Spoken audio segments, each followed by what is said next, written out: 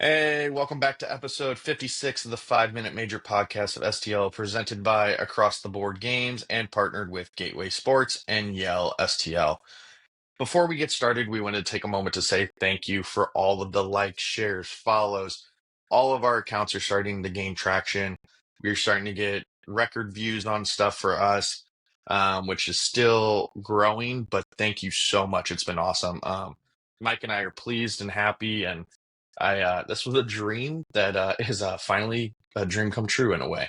So thank you so much. But jumping into a big time of the year, Christmas time is here, and don't forget to pick up gifts for all ages at Across the Board locations. West County Mall, Frontenac Mall, their Crestwood location, where's the warehouse where they're making those handcrafted games here in the US. Um, Before you run out of time, get those orders in by December 9th to have them to your house by Christmas. Along with that, go to shop.atbgames.com. We love them. They've supported us since day one and such a great family to work with. So make sure to get your orders in to Across the Board Games. Yes. Christmas gifts are important for the kids, and Yeah. who else loves to play games more than the kids? So head out to Across the Board Games. And if you haven't heard already, we are now partnered with Gateway Sports at gatewaysports.net.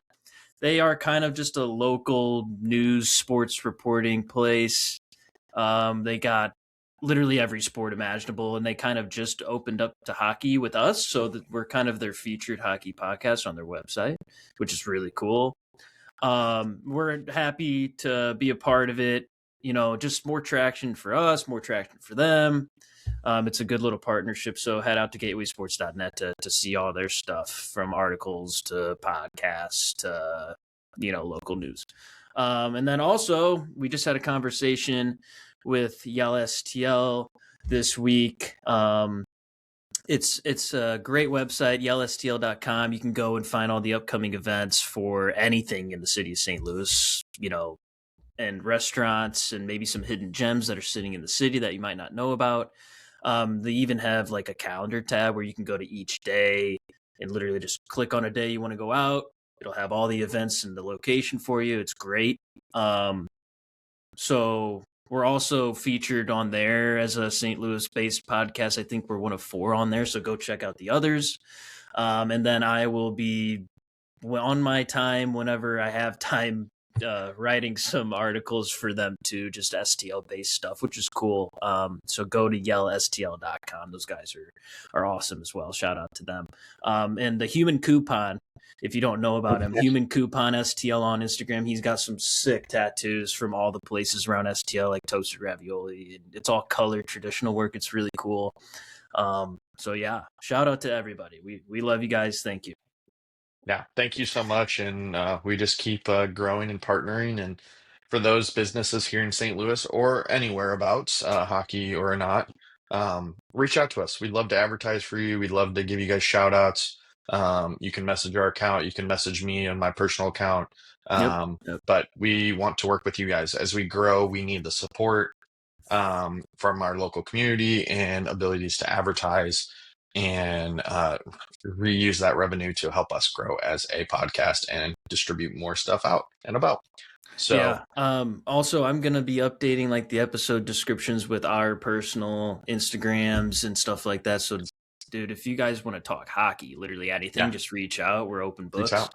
And we'll have Yell STL and Gateway Sports on there as well, and of course, Across the Board is there. So check them out. Check All them out. right, it's time for hockey, bud. Oh. Life as a Blues fan's a roller coaster, as we've known for the past 6 years. But let's start with kind of some league news, some Olympic hockey news. I wanted to shout out Zach Parise. This guy, one of the Love him. best American-born players. He's getting inducted into the U.S. Hockey Hall of Fame. He played over 1,200 games, had over 400 goals and assists, almost 900 career points. So shout out to Zach Parise. What a player. What a player. Yeah, seriously a player. He's a gamer. Yeah. Unfortunately, he didn't get to win a cup or didn't win any like Selke, whatever awards, but he was an all-star one year, which is awesome to see. Yeah. And he made a lot of money. So Yeah. good for you, bud. He got paid a lot of money. He got paid a lot of money to not play for some certain Yeah, teams. it's Minnesota awesome. was paying him for years with Yeah, Suter. great So contracts. They're finally out uh, of that cap like jail, and then they just went yeah, right back into it with Kaprizov. But he's, yeah. They he's prefer to live in Kaprizov, cap so jail, you know. he's Kaprizov though, and people want to play with him, so can't blame him at all. All right, All on to the right. next, bud. Yeah, the Olympics in Italy. De Boer, who just can't stay out of the news, wanted to make sure everyone knew that the rink is having a lot of issues. Sounds like it could be 3 to 4 feet smaller than NHL ice, and Olympic international ice is bigger than your standard NHL rink. The arena is not finished at all. I'm pretty sure the whole rooftop is still open. So it's like we're playing an outdoor game right now. Um, but a disaster right now. But I think as of last night, was it who was on TV was saying that we should still see the players there. Oh yeah, Friedman was Friedman. on Hockey Night in Canada, and he was basically just like, the players are gonna play, man. They want to Yeah. play. It doesn't matter. He also mentioned that the ice over in like the what do they call it? The travel series over in Europe. Oh yeah, in Europe. Yeah, there's a Nashville lot and of Pittsburgh played on small ice, and the players can probably tell, but they're not going to stop from playing for their countries, man. It doesn't matter. Of course, The other like, thing players' is, safety's upset and they're scared about injuries, which makes sense. But like, injuries happen every game in the NHL too. It's just, these yeah, guys will not play for their countries. Matthew Tkachuk already came out saying he will, we will get boots on the ground and we will get this rink finished one way or another. And he's like, I will do everything to help get this rink finished. So Yeah, like they are ready. Like Matthew's like, I'll get back to the NHL, but at this point, I'm just getting ready for the Olympics. That's all he yeah, cares about. yeah. So we'll And, see. and another point, that there's rumors. You can just take it up to Switzerland. I Yeah. mean, it's right there over the mountains from Italy. There, Like, you could do you got that. European countries over there that all have ice rinks, that all have professional leagues, that all have venues that could work. Yeah. Bissonnette wants it here.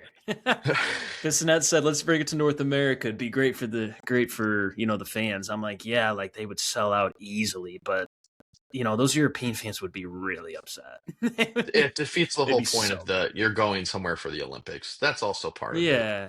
Yeah, it doesn't feel like the Olympics at that point. It's kind Yeah. of interesting. I mean, it would be awesome, but Yeah. yeah. Um okay, let's get into some trade rumors Yeah. before we get into the long list of injuries. The Devils, of course, man.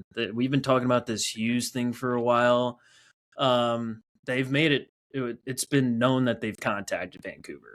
So I'm guessing they're just poking around. I mean, Vancouver is open for business anyway, for Yeah. anything.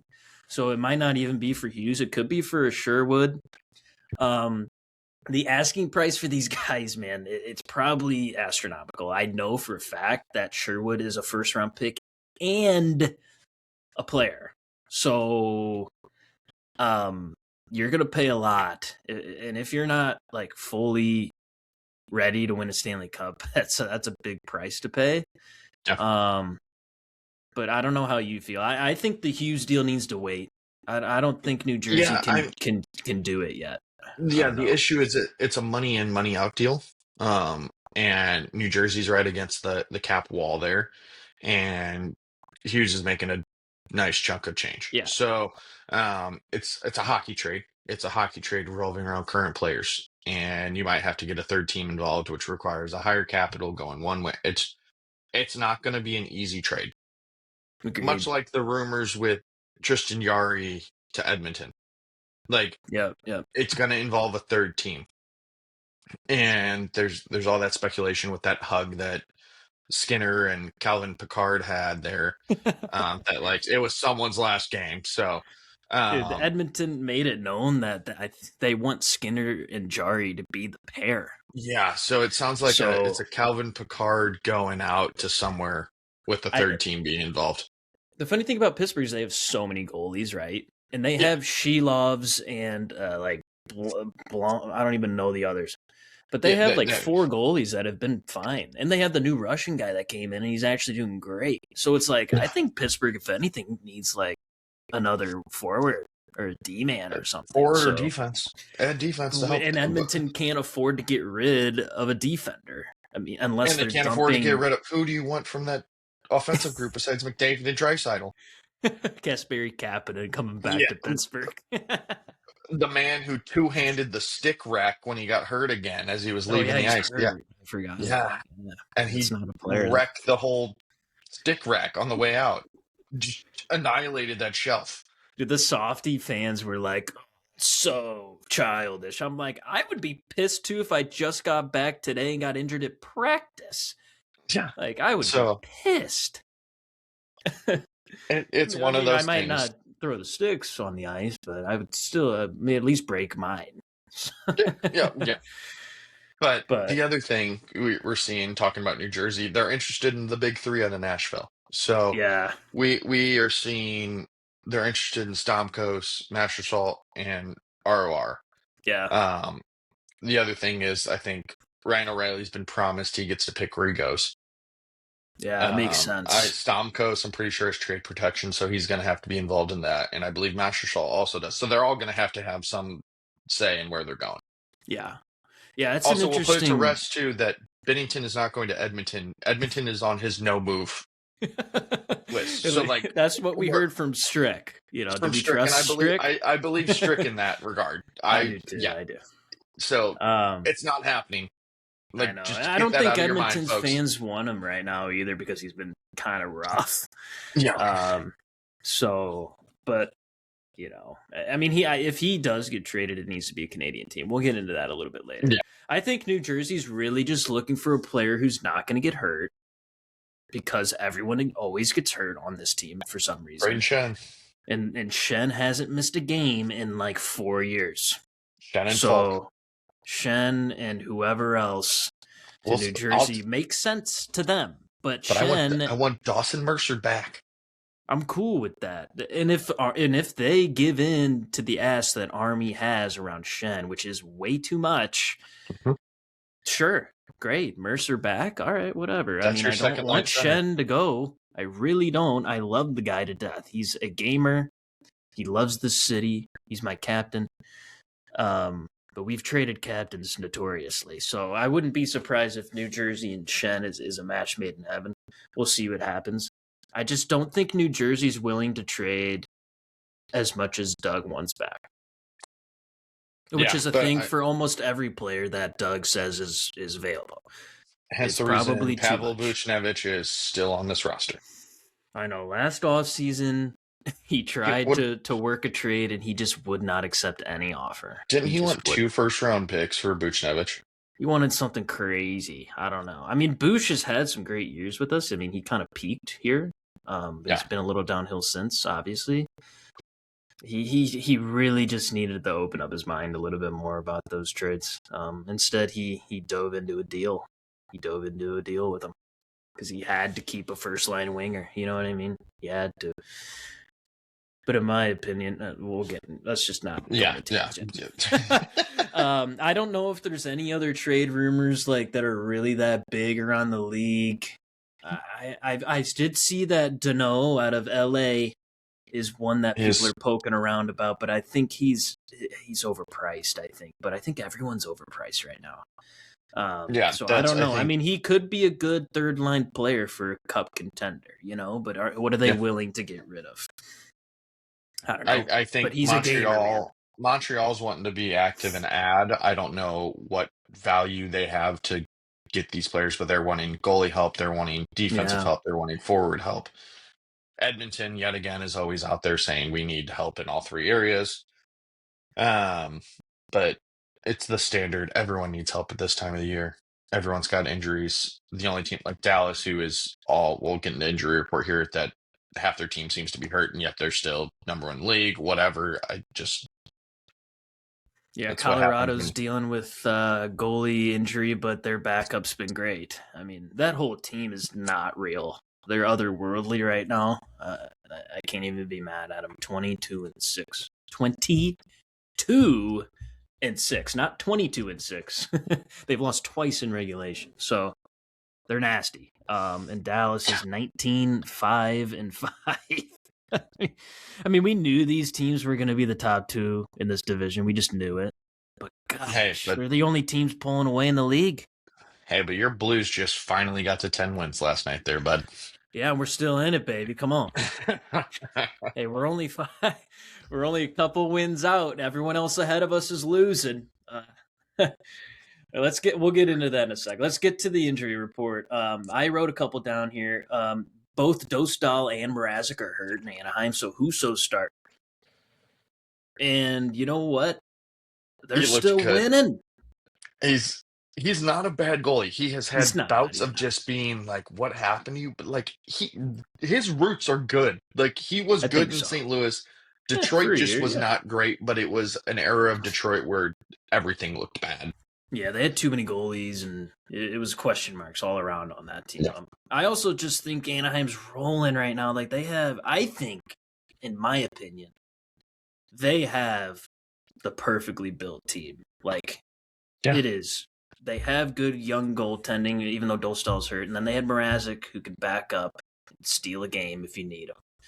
And now they have all these young guys that are unreal. Like Carlson's a top Leo player in the league Carlson's right amazing. now. Cutter Gauthier scoring like heck. And then you have Troy Terry. He's got 29 points. I know. I love Troy Terry.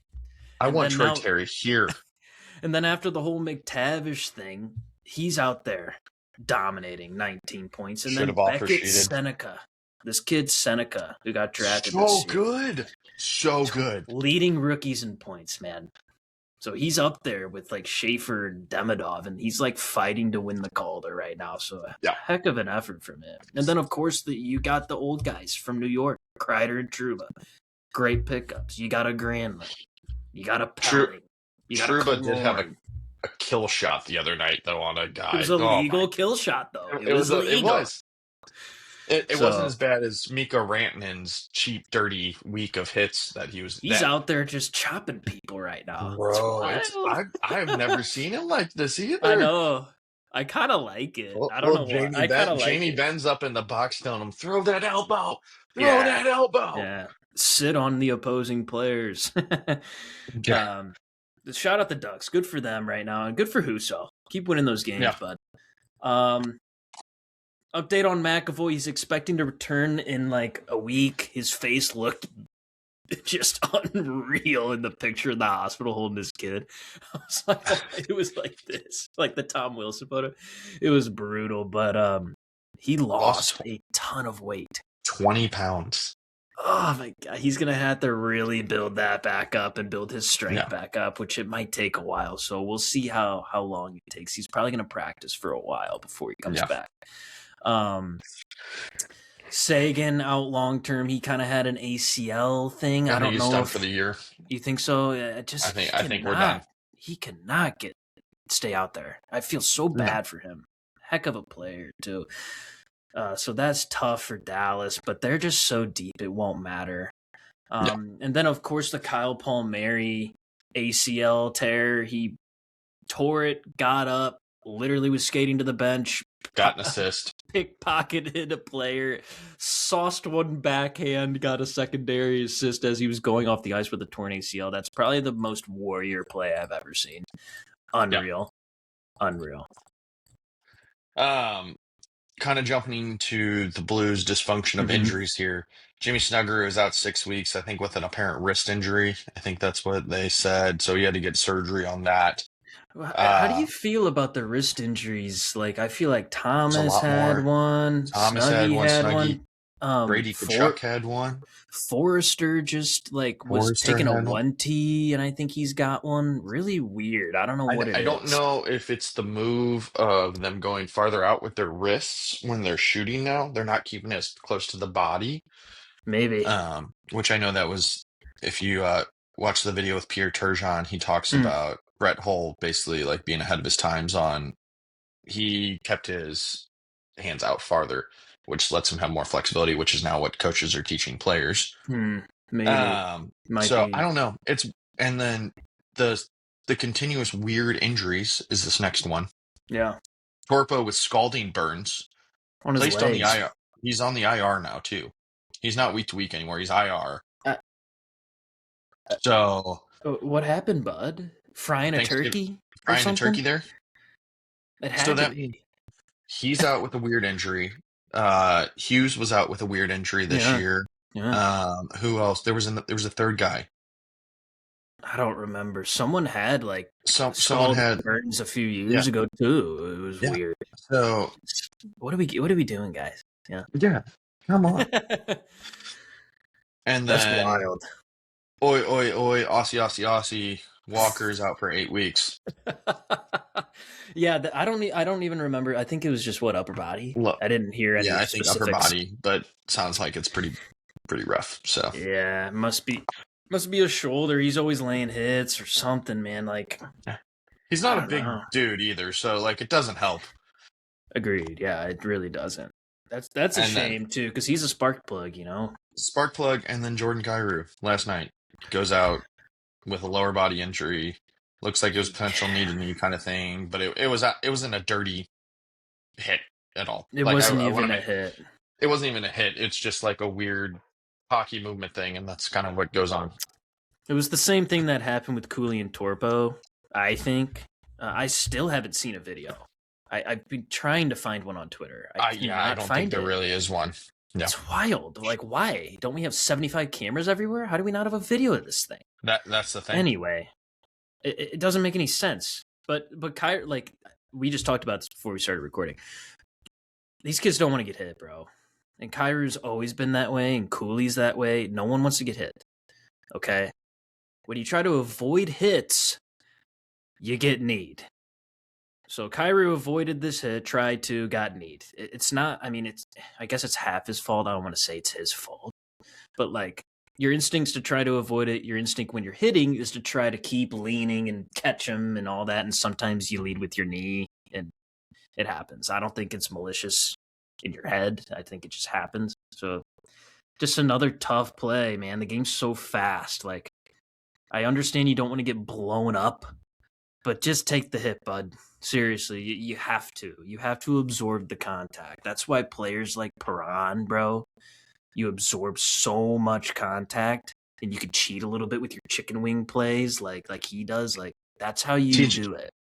TJ Oshie, the Oshie, master reverse of reverse hits. hits. Like Yeah, you just need to absorb. bulk up and get it in your head that that's the way to play, or else you're not, or else you'll get hurt, man. Like Yeah, the game's too fast. Tarasenko could move and miss hits, but also he could absorb hits because he was built like a tank. And he still does now because he is a big boy. I watched him play last night, and they did lose. I needed Kaprizov to score to make $100. He didn't score. I was pissed. Anyway, yeah, Tank looks all right out there. Still, he's like playing a good two-way game, and as he always has. So, but yeah, just the new age of players are just scared to get hit. I don't know if they're scared to get hit, but they don't want to get hit, and it's hard to not get hurt if you're just gonna like tuck your leg into your other leg to try and skirt around somebody who's leading with a shoulder and a knee. Man, they're gonna hurt you. So, all right, let's get into the most recent games. Where we left off, we were on the road trip. I think we had just lost to the Isles in Yeah, OT. So we're gonna catch up at Madison Square Garden. The rest of this road trip is not good, man. It just wasn't. You just, I don't know what it is like about being inconsistent consistently with this team, but it is what it is. It's the mushy middle, as we like to say, man. It's brutal. So you go to Madison Square Garden. I think we were winning this game. Actually, we've been leading in a lot of these games early. yeah. I think we had 9 out of our last 10 at one point where we scored first, and we still lost like over half of them. We scored in the first period, Dylan Holloway, and Yeah, then we gave up 3 unanswered goals until Braden Shen scored yeah. The late in the game. Shen like a little chest goal. I remember late in the Yeah, game. Um, Just a brutal loss, bud. You're up 1-0 early. You get smoked in the middle frames of the game, and then you try and fight at the end, and you just can't catch up. It's just not enough Yeah. time. It just feels like a reoccurring event sometimes with this team, where like their mental kind of lapses, and you blow a game you should won Yeah. against a decent team with a really good goalie. You know, like that's a big win away on the road in the biggest stage, basically in the Yeah. country at Madison Square Garden. You just blow it. So, I don't know what else you have to say about it. No, Nothing. just not a good game by us. No, it wasn't. It really wasn't. Was This Hofer in road that trip. game? I don't know if Hofer was in net on that one. Seems like Bennington hasn't won a game in a long time. Hofer was in net. He had 18 saves on 21 shots. So he could have maybe made a save, but I don't remember if it really was one of those where it's like Hofer needs to make a save. Also, we were 0 for 3 on the power play in that game. Our power play is horrendous. So bad. Sorry, by the way, backtrack. We did beat the Isles 2-1 in that game before. So, oh yeah, that's right. Because I was like, all right, this road trip's starting off good. This is the turn of the tides. You blow it at Madison Square Garden on a Monday night. So, no. Yeah. All right. Then you travel upstate. You're going to New Jersey or downstate. I don't know. You're going to New Jersey. This is a Jersey team that I don't think had lost at home yet. Yeah. At this point. I think they were like 8-0. So good for them. I'm pretty sure this is another game where we scored first. We did. Cam Fowler with his first of the year, assisted by Walker and our boy Logan Mayu. It was a wrister off the left side of the boards. It was a really nice shot. Puck's on net, baby. We love to see it. Mayu finished as a +1 during this game as well. Yeah, so good for Monty for literally not playing him the rest of the game. No, I'm kidding. But this was a high-scoring first period. Meyer ended up tying it like 10 minutes later, and then Thomas took the lead again on a power play goal, assisted by Cam Fowler and Boosh to make it 2-1 at the end of the first. And then the second period happened. Our worst period, and we are the worst second period team in the league. We took a penalty. Hischier scores, assisted by Meyer and Luke Hughes on a wrist shot. We ended up surviving until overtime, and of course, we lose at overtime. Of course. It's basically a guarantee at this point. Yeah. This one was, I believe it was pretty easy to tell that it was going to be a cross-crease cheese to Nemec, and he was wide open for a tap-in, basically, from what I remember. I'm looking at it right now. Yeah, that's some. Are you watching the replay of it? He had it. He passed it to Hischier. Hischier wrapped it all the way around the back of the net, and Nemec was wide open on the weak side with no coverage from our D or our forwards. Yeah. Kyrou, Thomas, and Fowler were on the ice for that one, so that's a shame. But just another blown game. You're up one at the end of the first. Vibes are high. What happens? Is Monty saying anything in the locker room to make them feel better? Or are any of the players saying anything to make themselves feel better? I don't know. Terribly inconsistent. We're consistently inconsistent. That's just what this team is. Yeah, but when you're up 2-1, you score a power play goal, like you hold them off for a while in the second as well until you take a penalty. Like, I don't know. Yeah. I'm looking at it right now. We only won 44% of the faceoffs. We were 1 for 4 on the power play this game. They laid 26 hits on us, and we only had 15. Yeah. But I don't know. Like, that stuff doesn't matter to me. It's the OT goal where you just lose coverage. You just can't lose coverage, man. Like, you can't lose a guy weak side. So, just another blown lead. On to the next, bud. Go ahead. Yep. So we come home to play the Ottawa Senators on home ice. We did pull out a win in this game. We did win 4-3. Not for the lack of trying to lose the game, though. Buddy. No one scores in the first. Second period is a whirlwind. Sonny puts up the first goal yet again. We are winning again. Yep. Followed by two goals immediately given away by my two favorite players of Shane Pinto and Fabian Zetterlund. Um, Hop to the third. Kairu comes out, scores a goal, assisted by Neighbors and Thomas. Then Pavel Buchnevich scores an even strength goal here. But don't worry, David Perron picks off the puck in a giveaway and puts in a beautiful backhanded goal. And Matt Classic Kesselman, DP. DP 57, doing what he does best. And then Matt Kessel playing deep in the zone puts up a goal for his second of the year, assisted by Holloway and Suter. Wild. Um, Wild game, but yet again, let's jump down to the game stat line. We were 48.1% on the dot, so we won 25 out of 52 faceoffs. 0% on the power play. We went 0 for 3. 0 for Gopher here. Again, man. Terrible. We had 0 takeaways in this game, which I thought was mind-blowing, Wild. along with 21 giveaways. That's how you let teams back into the game. Those are the underlying numbers. You don't have sticks and lanes to make plays in the neutral zone to take pucks away, and then you give it to them 6 more times than them, and that's how they score. Basically, that's how Perron tied it up. So this was Bennington in the net too. So he had 893 save percentage. Seems to be we're in the 800 save percentages. Better than his season. Yeah, which is wild. Interesting game. This was Brady Tkachuk's first game back, I do believe, in the lineup. He ended up getting an assist. Yeah, he got an assist. He played 17 minutes on ice. He's just a game changer when he's out there, man. Just his presence means a lot to the Ottawa team, even though they didn't win this game.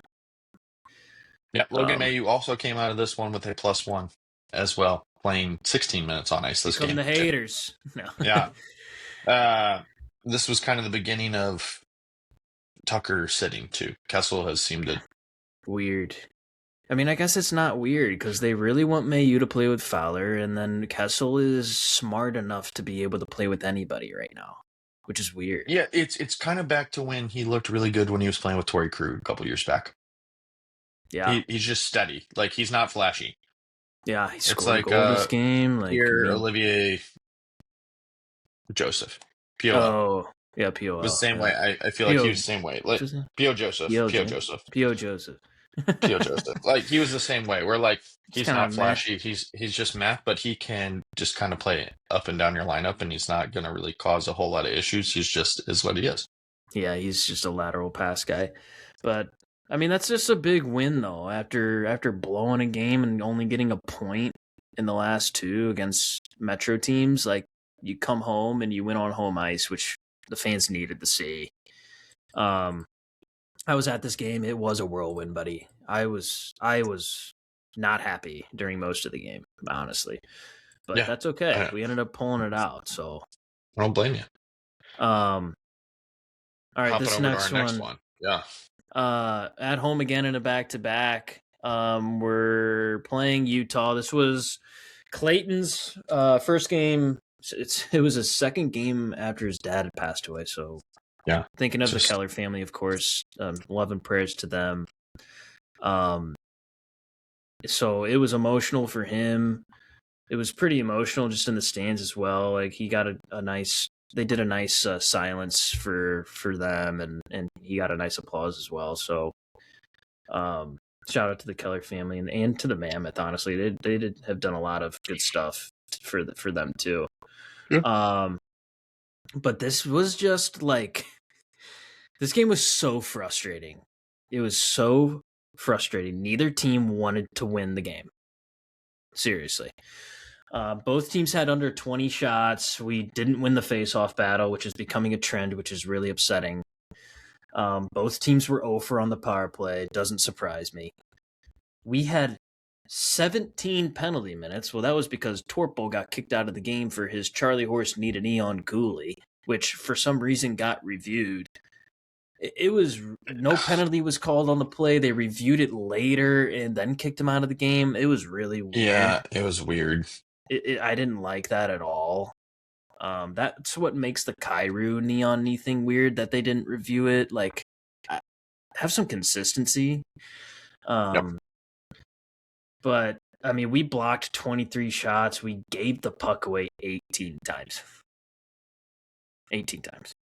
Yeah. So it was just kind of like a floaty game. I like literally nothing good happened. But the Blues scored late in the second period. Holloway assisted by Broberg and Thomas. Good to see Holloway tucking one. It was a ripper, bro. It was a money shot. Yeah. Money And shot. it was all Broberg making the play. It really was, as we And always see. Hofer was lights out. Hofer was good enough to stop 18 shots, and we won in regulation. Utah did fight, though. There were some close calls at the end. But just another gutsy win, I guess. Like, you shouldn't have won, and you won anyway. So that was the first back-to-back wins for the Blues of the season. The amount of times we've blown that this year is a joke, but I mean, it was good to see. That got us to 9 wins on the season there. Still not at double digits. Yeah, and the next two just goes back to what we were saying, man. I was like, we can lump these two in together because they were so bad. Anaheim, we lose 4-1. Boston, we lose 5-2. Anaheim, just atrocious. Like, that was awful. Boston was, I think, the breaking point for me.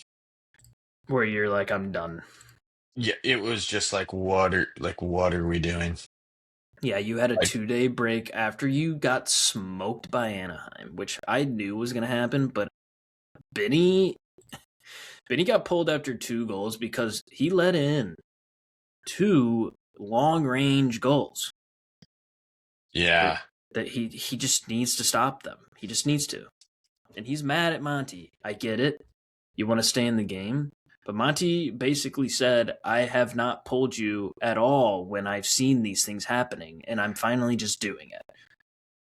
And that was the thing. And they were barking at each other. It's not because there's an issue in the locker room. I want to see this. I want to see the fire. At least there's something. Like, for a team that we have complained about not having fire, this is the epitome of it. Yes. But the biggest issue from this game that I will take out of this Anaheim game, we were 0 for 6 on the power play. We had all the chances in the world to just get one. To get one. But the underlying numbers, yet again, we didn't win any of them. We were outshot. We won faceoffs. We were terrible on the power play, which they were 0 for 3. We had less hits. We had less block shots. We had less takeaways. It's unbelievable. Yeah. And then you go to Boston, where it's just as bad again, where you're, what are we here again? 0 for on the power play. We did out-hit them. We didn't have many block shots. We had 18 giveaways. We only had 3 takeaways. We were playing a depleted Boston team with no Pasternak, no McAvoy, and we were playing Jonas freaking Korpisalo. Yeah. Like, Swayman was sitting on the bench, guys. And Morgan Geekie has more goals than our top, 3 players combined. It's unbelievable, man. It really is. Talk about a guy that we were like, do whatever you can to get Morgan Geekie. Didn't. But talk about a team that did everything to buy into the coach's system this year, and they're doing it. Morgan Geekie has played 30 games this year, has 22 goals, 10 assists, 32 points. Heck of a player, man. He's really coming into his own. Might be a dark horse for Team Canada, in my opinion. Maybe. It's going to be tough to beat out a Bedard or Macklin right now. Yeah, that's true. But maybe. So, terrible games. Yeah. I'm looking at the time on ice right now in the block shots. First of all, none of our defensemen had a single blocked shot in this game. At least that's what I'm seeing. No, that sounds sorry, right. I'm wrong. Falk had 3, Broberg had 1, no one else had any. How does Parayko not get 1 block? 1. I love Colton Parayko, but this year, I don't know what's happening. This looks like the same year that when he had a back injury that he was playing through the whole season. That's what it feels like right now. Yeah, and you know what? I tweeted out that the second period he was flying. around the ice, trying to make plays happen. But he was still And out there. you got for humbled like, real quick for both the goals. he was still no, 3 but he was goals. still out there for like 3 or 4 against. Like, Yeah.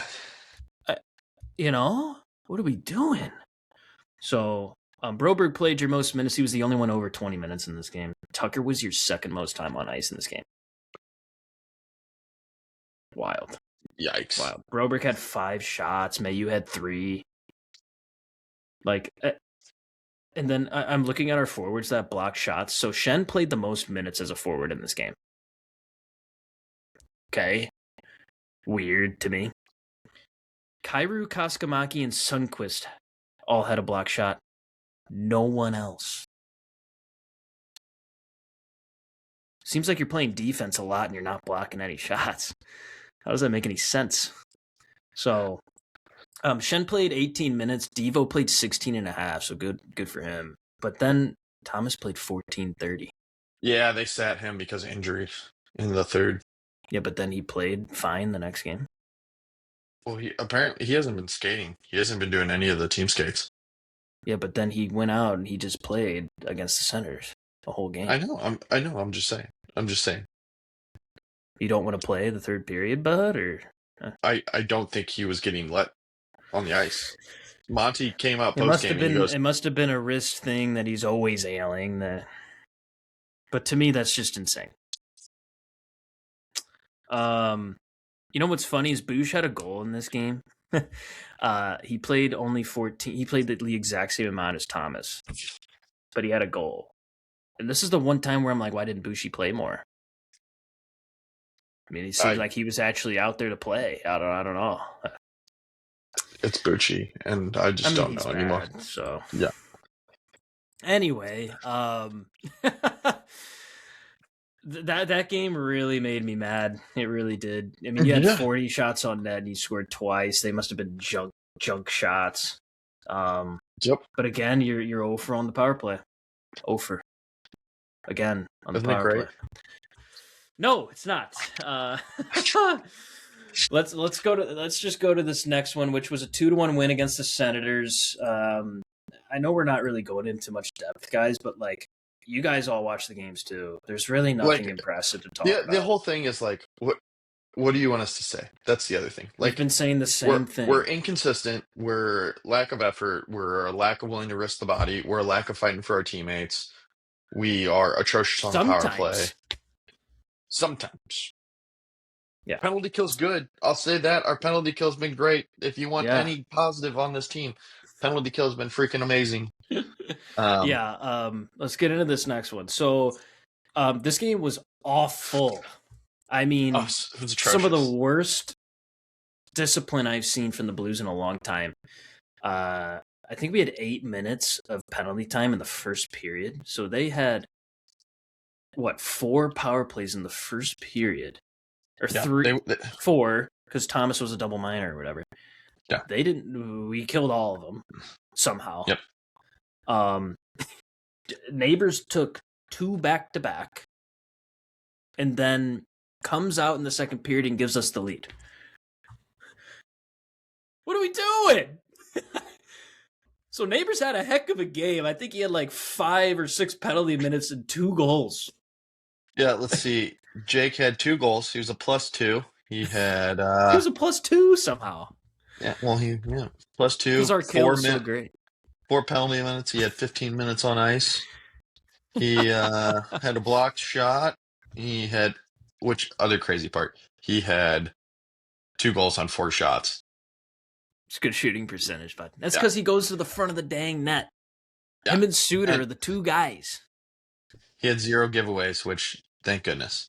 JK. So he had a heck of a game, a whirlwind of a game. The first period and a half was awful. I mean, I don't know how Ottawa didn't score 6 goals. Seriously. Yeah. Hofer was unbelievable. He really was. He's stealing the starting net for Bennington right now. 41 saves. Almost a goalie goal again. Oh, if you would have, I want him to score a freaking goal. He's so good. I love the one where the Seattle one where we got screwed on. He like missed by like a foot, and then he like knew where the camera was and was winking at it. I was like, this guy. I love this guy. So, I mean, outside of the good games Hofer's had, he's been really bad. And so is Bennington. But Hofer's like right now, he's stealing the net from Bennington. He just Yeah, is. we're complaining about him He stole right you now. this game. I mean, so he's played He in 14 games. He has 4 wins, yeah, two but shootouts. He's he's got been an able to 893 save steal. percentage and a 311. He's been able to steal these though. Like if you're going game by game, like Bennington has been brutal, bro. I feel better when Hofer's in net right now. It's I it's. truthfully do. I mean, I'm not gonna do the whole we can't blame only the goalie. I'm done with that. Like Bennington needs to step it up. So does Hofer, and he has now this Yeah. game. But this was the game Underlying Kyrie got numbers. hurt. Sorry. No, you're good. You can talk about I was Kyrie. going to say Kyrie got hurt this game, and we still pulled it out. I mean, for a team that doesn't score, your one guy Neighbors stepped up, man. And so did Suter. Yeah. Suter and Neighbors are your best forwards right now. 100%. 100%. I also saw a stat that Kyrie is literally number one in the NHL for expected goals. I don't with know. 8. He's number 1 for expected goals and has He is 8 8. goals. Which I will note that Jake Neighbors has missed 12 games and has 8 goals now too. So, I mean, you can take that as a positive or a negative. I mean, I'm going to keep it in the middle with this one. Kyrie generates scoring chances. Obviously, he does. Doesn't convert on enough, which is fine. He's also been playing with trash cans.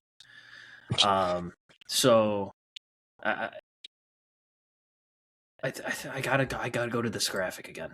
Hold on, it's on my phone, bro. You're good. It was also something about his defense where I was like, people need to stop hating on this kid. Oh man, hold on. Let's see if I can find it. You can talk about what you were going to talk about. Yeah, so they were laying their body out. So the Blues put up 21 block shots in this game. And That's you what I'm tweeted talking it out. about. You tweeted it out, but Thomas laid his body on the freaking line to block that shot late in that third period. Huge. And all it takes is one of those to get the team fired up. Yeah. Seriously. Yeah. And yet again, they had 7 power plays. We only gave up 1 power play goal. And we had a power play and we didn't score. We were 0 for 1 on the power play yet again. But the thing that's irritating me so much right now is the amount of giveaways every game we have. It's 17 giveaways again last night.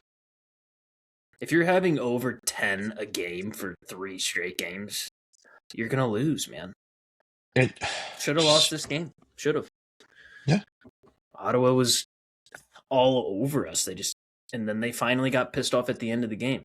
And then this is another thing I tweeted out, that finally you see some fire under them. You see Hofer grabbing dudes. You see Thomas in there getting punched in the face and throwing them back. And like that stuff is great. Which is funny because the 2 guys, if you notice who's fighting, are the 2 best friends. It was Brady and Thomas. Yeah. But Brady's a gamer, bro. Gaming, which he will start. Which Thomas catches him up and right below the eye, busts his cheek up pretty good. I love it. And then they're trying to fight at the end of the game. But Sonny, like they were laughing. That was the best vibe I felt like I saw this team in a long time. I know, and that's why atrocious. I know, but that like winning that game right there, that type of game where you're awful, but you still pull it out because your goalie's great and you block shots and you lay hits at the end of the game and you're punching people in the face in a scrum. That right there should be a vibe change. It should be. Is it gonna be? We don't know with the Stang team. I still think you need to add someone to this locker room that is vocal, will punch his teammate in the face, will also go stand up for that teammate if there's a cheap shot in the game. Because, I really wish Lucic would have panned out. Because he's just not great, but if he would have been good enough to be that guy, it could be different right now. Lomberg. It really could Lomberg from Calgary, man. Lamborghini. I don't mind Lomberg. Tanev for Utah. Great player. Yeah. Yeah, get Lamborghini. You get a Blake Coleman. I still am on this Blake Coleman train. Yeah, we'll see what Calgary does. Here, I found the post. Okay. Um, he leads the entire NHL in expected goals for with 65%, Hmm. which is crazy, and he only has 8 goals, which sucks. That's at even strength. Um, his goal for at even strength is 47%, which is an insane difference. And here's the post. First, the goaltending is terrible when Kairu's on the ice, specifically. Second, his line mates haven't done anything to put the puck in the net. So that's a part of it. But he's generating tons of chances. No one else can finish. Sounds about right. This goes, sounds about right, as his primary line mates have been Shen and Suter. But I'm like, I like Suter. But Shen, Yeah. who have Also, combined Sooners. 16 even strength goals across 82 combined games. So, I mean, Holloway's not playing great. Kairu's generating the chances. No one's finishing, and he's not either. So, like, if you just whoop that right there, you score more goals. But unfortunately, he got hurt. So, we'll see. Anyway, I just wanted to mention that he literally is generating chances, and part of it's not his problem. Yeah, it just shows we don't have a game The changing game forward. changer. And He's trying to be, but he doesn't but Jim have the supporting cast. Montgomery has come out and just said, we just don't have the guys that can score. We just don't have the guys. We just don't have those guys. And he's not wrong. Yeah. He had those guys when he coached in Dallas. He had those guys when he was an assistant coach here in St. Louis. He had those guys when he was in Boston. He doesn't have those guys right now as the head coach here with the St. Louis Blues team. Yeah. Let's just go to the standings before we move on to our November Player of the Month for the Blues, which I can't believe there is one. Let's see. So, let's go through the East first because it's real tight over here. Tampa Bay is on a 3-game losing streak. They still lead the Atlantic. They're tied with Boston, which is the two teams. Those two teams up there is wild to me. The third one is the wild one. Canadians are in the 3 spot, but they are currently tied with 1, 2, 3, 4, 5 other teams with the same amount of points. So that can change literally tonight. Pittsburgh's hanging around with Philly in the wild card spots, which Philly might be the one team that's playing above expected more than anybody else. Vladar has been awesome. Ayerson, the backup, has been awesome. Zegras is having a career year. I'm really proud of Zegras. He looks great. And you said you never thought I wanted him too. I didn't want him because he'd get hurt. Yeah. That's why I didn't want him. But he is a gamer, man. He looks great right now. Him and Drysdale are buddy. But then you got Detroit, Devils, Rangers all tied with 33 points. The Devils, man, 5 straight losses. 5 straight losses. Brutal. Sounds like those a team injuries, for Braden Shen. Those injuries, man, tough. And then Toronto's down there. Florida's down there, man. We'll see with those two teams. They have not been good.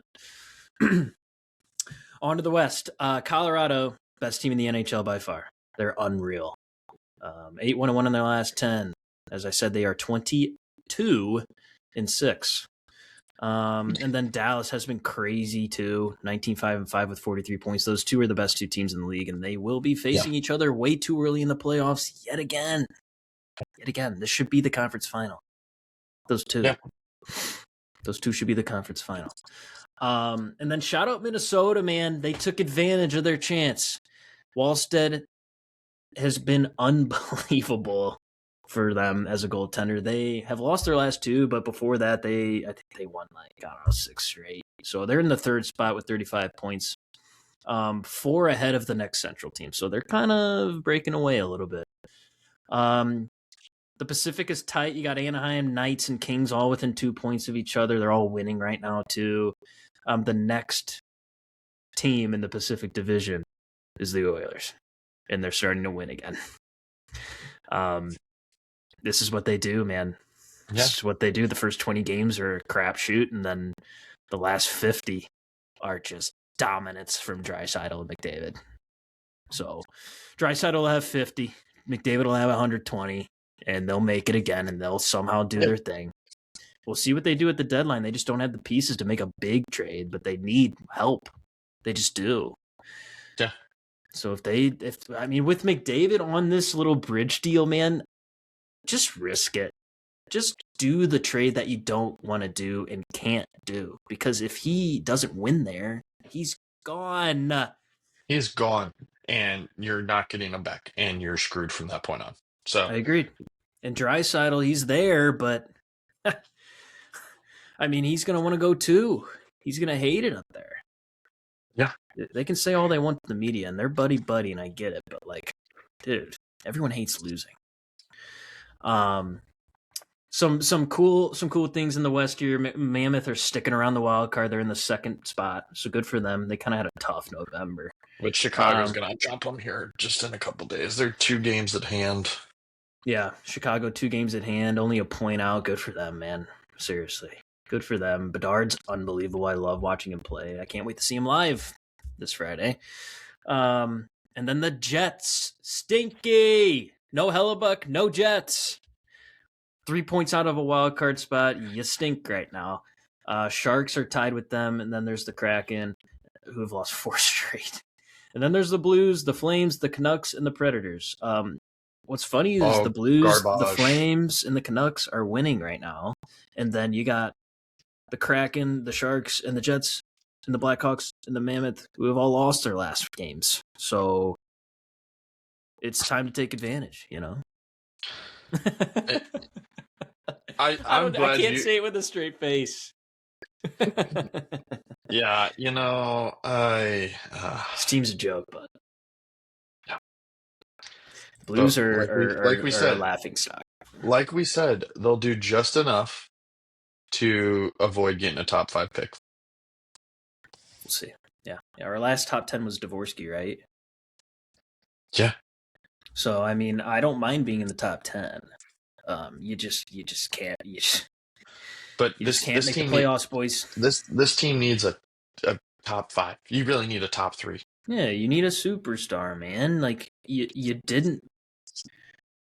God, I hate talking about it. I'm so done. I really am. Doug Armstrong, buddy, you messed up. Stop trying to backtrack. You messed up. You got to move forward now. And you haven't come out to talk about the team. You haven't done a press conference. You haven't done anything. Wild. And I know the guys on 101 said, like, what is he going to say? Nothing. And I was like, I get it. Also, we haven't heard anything. You just have to come out and show face, dude. There hasn't been a closed-door meeting, it sounds like, either with this team.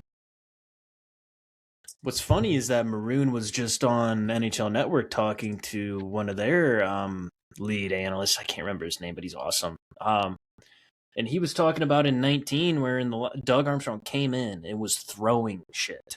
Broke TVs. They fired the coach, and then there was a closed-door meeting. And Jay Bouwmeester was up talking.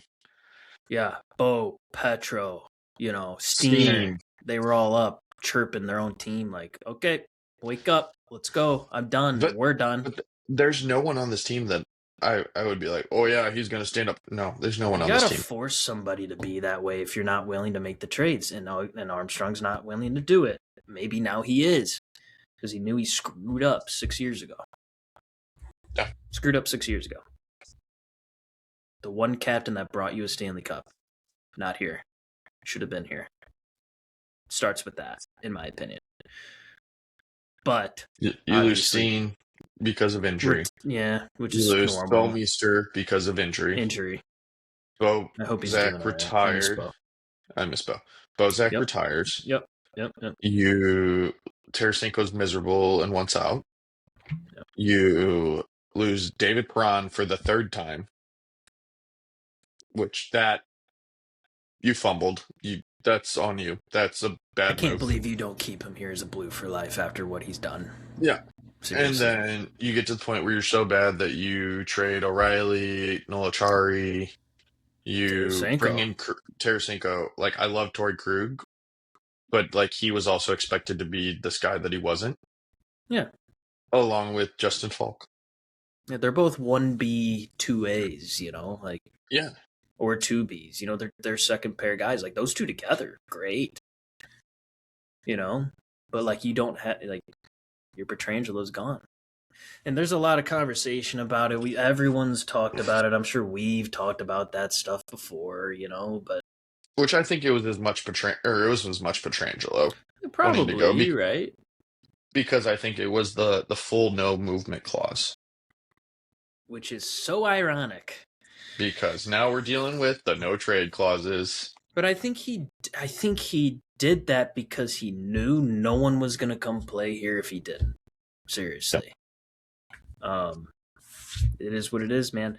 It's time to stop backtracking. You have to move forward. You have to. It's Steen's era now. He has to move forward. And that's the thing. I'm at the point where like we're still in it. And I know you still have this hope that we're going to make the playoffs, and there still might be that. You always hope it as a fan. We need, at the state of this team right now, you need to tear it down this year. I'm sorry. You need to draft and get a potential superstar. If that's Verhoff, who's a cornerstone defenseman, if the guy I think who the Blues should go all out to get is Ivar Stenberg, or like, and I think that's the guy that would change your franchise. You need a guy that when they're on the ice, they could be the Macklin Celebrini or the Bedard or the Schaefer. Mm-hmm. And yeah, just hockey guys through and through. They know nothing else, man. Like, and maybe we're going to get lucky with this guy over in the KHL with some similarities, I guess you could say, to like a Tarasenko who's scoring that, but I don't know when he's coming over. Yeah, that's always a question mark, right? He's doing great in the KHL. Carbonneau's doing great in the Q. Mm-hmm. Jurcic is doing good in the OHL. Our current draft picks that we drafted recently make me feel better. It really But like I said, we changed the ideas of how we were drafting. It was more about the type of person they were. Yeah. Which I think is always a thing, but I think they emphasize it. Yeah. Like, and Carbonneau on the interview last night in Ottawa was like, my goal is I have to be a better 200-foot player. I have to be able to be on the ice for every situation. This kid, man, he's going to be so good, bro. He to me, will be that guy that I feel like is just going to match up perfectly with Jake Neighbors as being the leadership core. Yeah, Jake Neighbors is your next captain. Like, I'm sorry, like we're the core at B, Thomas, Kyrou, Parayko, none of them, in my opinion, get the captain. They shouldn't be the captain. I mean, I agree, but it's just such a like a line with that. Like Thomas is your, Thomas is your guy, right? Well, like then, in my opinion, if you're not wanting to, then it goes to an older player. It goes to either Parayko, which I don't think he's as vocal, or it goes to Cam Fowler. Cam Fowler would be awesome. I do love Cam. But I think your leadership, like if Thomas is your captain, Neighbors and Carbo, I mean, this is like years down the road. Neighbors and Carbo and whoever, maybe Devo or a defendant, Broberg are your A's. Or what if it ends up being a Broberg as your captain? I think maybe in the future. I think he's the next Nick Lister. No, I'm kidding. But I think that the comparison that Tomorrow and Neighbors. I mean, I do love the comparison. I think Neighbors is better. I just think Neighbors is what Blues fans will relate to more than some of these other guys. We talked about this too. We talked about how we have these unrealistic expectations for players to do what they weren't meant to do. Okay. Yeah. Like Robert Thomas is a 80 to 90, maybe if he goes nutso and is healthy, 100-point player, right? But he is not the game changer. If he's paired with is someone else. Yeah, if he's paired with a superstar, he's a 100-point player. The game changer, throw it back to like the Blackhawks, bro. Like it was Patrick Kane. Yeah. Like it was Kane and Taves. Taves was your Thomas. Kane was your whoever else. Snugger. I don't know. And then you had Duncan, Keith, and Seabrook. Yeah, we had Petro and Bo. Like Yeah, it's just that's as you much need as a the game is right. As much as the game is changing, it stays the same, right? yeah. You can It's feel like it. what What Tyson wins Nash wins. said. What doesn't doesn't. It's what Tyson Nash said. He's not. It's not a complicated game. It's an easy game. It's a simple game. You It's just got to be willing to do overcomplicated. it. You People just got to be willing to overcomplicate. go out and do it. Exactly. This team, and here's the other thing I will say. So Doug has done this all over the years, where in times of change or times where we're going to struggle, he goes and adds an old player that's a vet.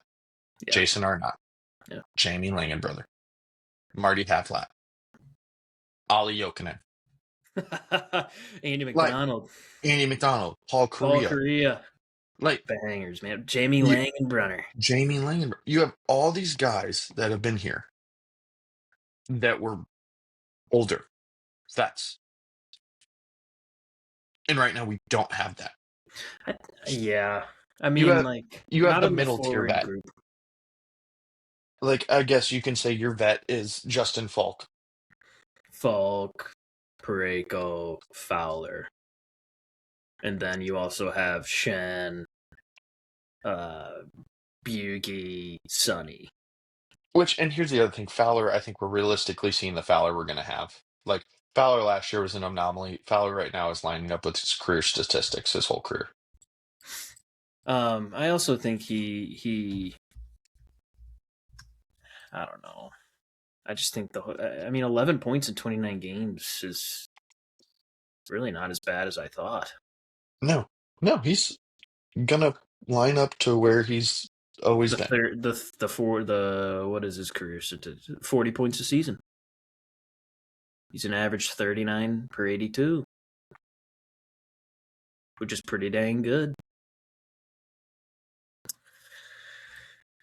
I don't know. I mean, I want to win so bad. I really do as a fan. You want to win. You want to play playoff hockey, but you're just not seeing the effort level to win anything in the postseason. So Yeah.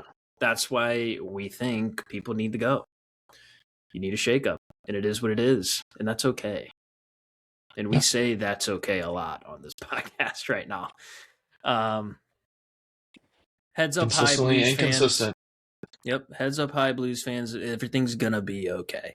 Seriously, our life is not as terrible as we might seem. We could be Nashville fans.